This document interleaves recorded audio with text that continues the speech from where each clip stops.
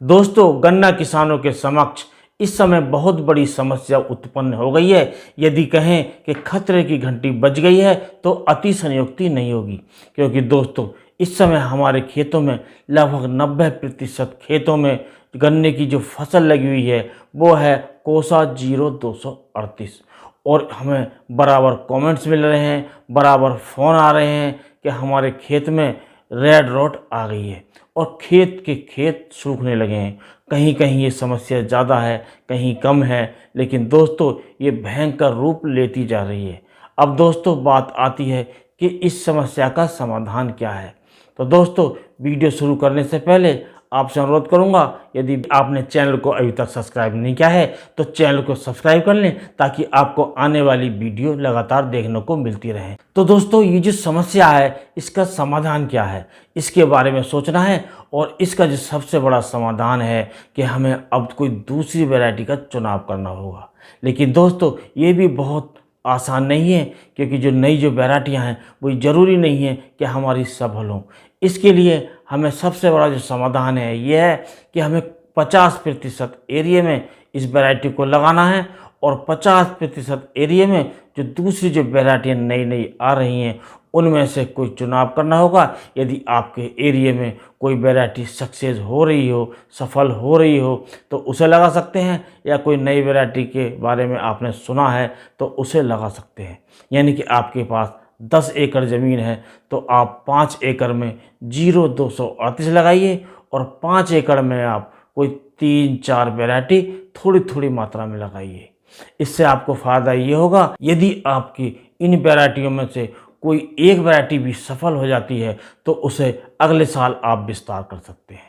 और दोस्तों जो आप 0238 लगा रहे हैं इसमें भी आपको काफ़ी सावधानी बरतने की आवश्यकता है।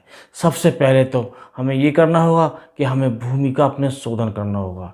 जिस भूमि में, जिस ज़मीन में हमें ये 0238 लगानी है उसमें ट्राइकोडर्मा से भूमि का शोधन करना चाहिए, जिसका वीडियो चैनल पर है, आप देख सकते हैं।